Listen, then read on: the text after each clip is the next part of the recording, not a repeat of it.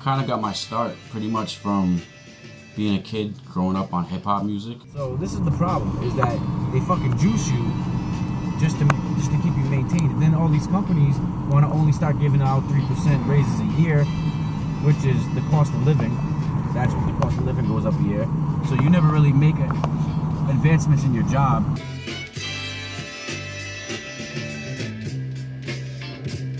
I really appreciated the culture, so I would do a lot of research on it. And you know, I tried rapping and tried breakdancing and stuff. That didn't really work out for me, but I had seen the movie Juice.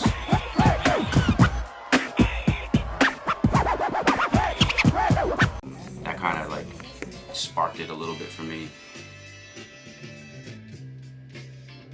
I started hearing that and was like, oh, that's like next level right there. I want to do that. And I started buying like Funk Master Flex and DJ Scribble mix CDs and stuff. My mom had purchased me a 95 DMC World Finals. That was the year Rock Raider, rest in peace, had won. And that right there really like inspired me to like want to do this for the rest of my life. And then Rock Raider had went on and he just blew my mind that you could take two records that were popular and make another beat out of it.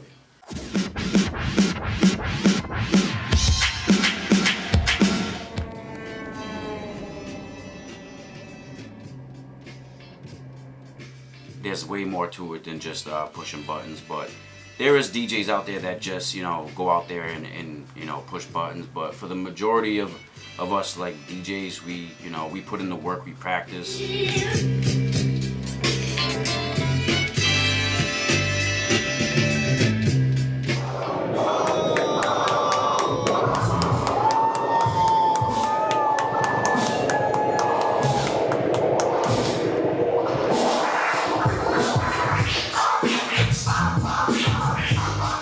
So I definitely give hip hop music and, you know, the DMC and the mixed CD DJs all the credit for that, you know. There's a lot of DJs out there that you know, just are out there to be a superstar and, you know, want to play the turned up music and whatnot. But you know, I have to say there's a lot of DJs out there that actually put in the practice. And the real art of DJing, it's deeper than that, and you have to put in a lot of practice, a lot of hours. You know, it becomes stressful. You know, it's practicing for competitions or just practicing to have a really dope set.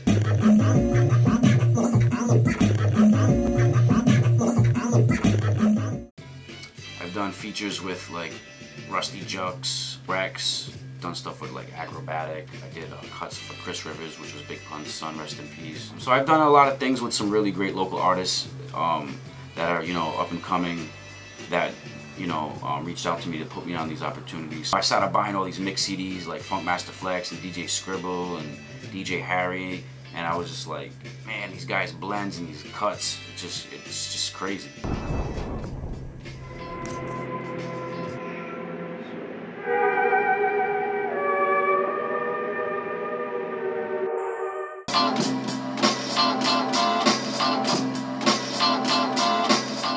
Now you can produce as you're doing turntablism, put into practice, you'll definitely achieve victory, you know?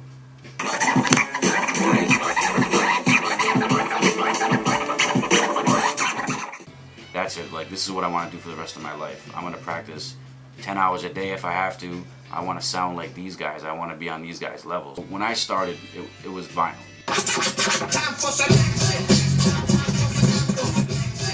There's definitely a lot of an advancement since I started in 97, 98. So. I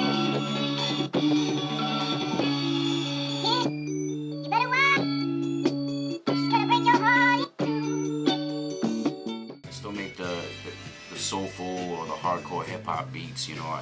I love digging for vinyl and sampling and chopping up and looping. So that's mainly my style. Technology has advanced to the point where, you know, for the DJs that had skill or were great party rockers, it takes it to another level. I want to make the perfect set, the set that like is going to be competitive with the other guys, because there's a lot of dope DJs out there.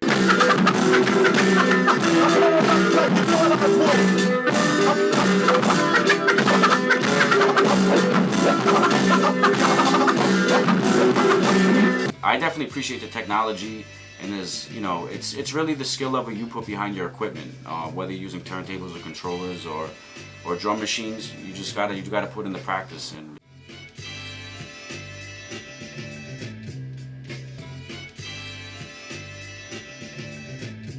so that definitely would be surreal to me, is to end up making the right set to win a DMC. You know, traveling overseas, DJing for a huge MC. There's a lot of things that I have on the bucket list that I want to achieve.